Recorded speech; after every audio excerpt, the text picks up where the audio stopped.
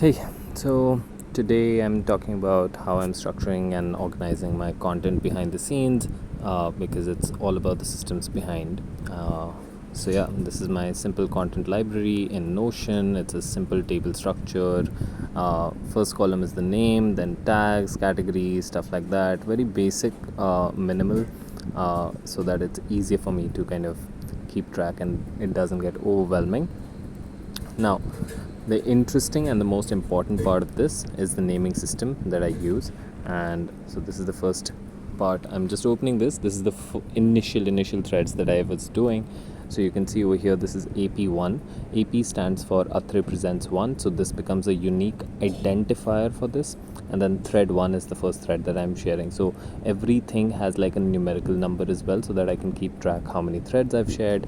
And similarly, later on you'll see that I also write articles. So that's the article is the real thing that I write, and then I turn that into threads by editing it. So this is how I structure it.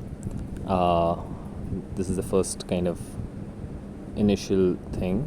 Now later on, as I evolved and I got regular, so after consistency, this kind of comes in. So you can see over here, I'm going to open this one. So this is now AP 15. So Athre Presents 15. This is article 5. So this is the 15th piece of content that I've created, and article 5 is the 5th article that I've written. So this gives me very clear identifier in terms of the numerical value of what I'm doing, and this is the actual article that I write, and this is as I'm just kind of, I choose a topic and then I write whatever comes to my mind and then I edit it later. That's why. So this is the article, this is the real content that I create. And then what happens next is essentially it turns into a thread, and the thread goes into the one bucket. So you can see over here, this is AP 15/1A1. 1 stands for thread. So every thread kind of goes under the one bucket. A1 is the first iteration of this thread. So from this article, this is the first thread that I have made. You can see these are the tweets. So when I put it in HypeFury, this becomes a thread, right? So if I create another iteration of it, which is also a thread, then that will be 1A2, all right? And the third iteration of the article as a thread would become 1A3. Now, in the similar structure, if I change this thread in any way, right? So say I change the hook in some aspect, or if I change the maybe one other kind of tweet in between, then that will become 1A1A1. All right, so this is the first iteration of the thread. All right, so this is how I'm structuring it. It's a very simple logical method. So I write an article, then I edit it into a thread form, and then the second thing that I do is the tweets. So tweets go into the 2A bucket, and over here these are the tweets. Every article I try to extract at least 10 tweets. So you can see this is tweet number 10 over here. Now if I get another 10 tweets, that will become 2A2.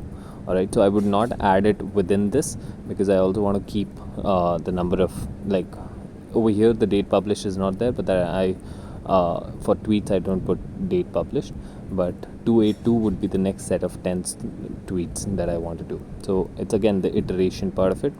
So over in tweets I don't think there will be any changes as such, but suppose I pick up a tweet and I change some format or change some line over here, that will become the iteration. So it will become 2A1A1, and this becomes the iteration of this set of tweets.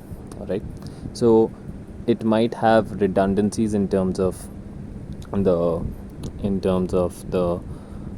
content, but it kind of works because I'm able to track a lot of things on the back end through this.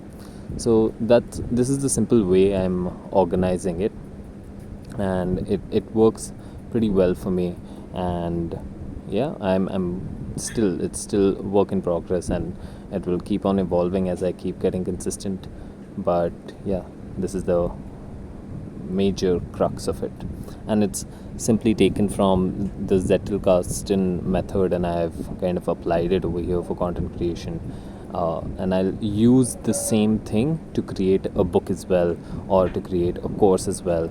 And so I'll use the same formatting. So right now, 1 is threads, 2 is tweets, then the third one could be, say, a course, and stuff like that. So I'll create something around that accordingly. So that's the idea. Hope you liked it.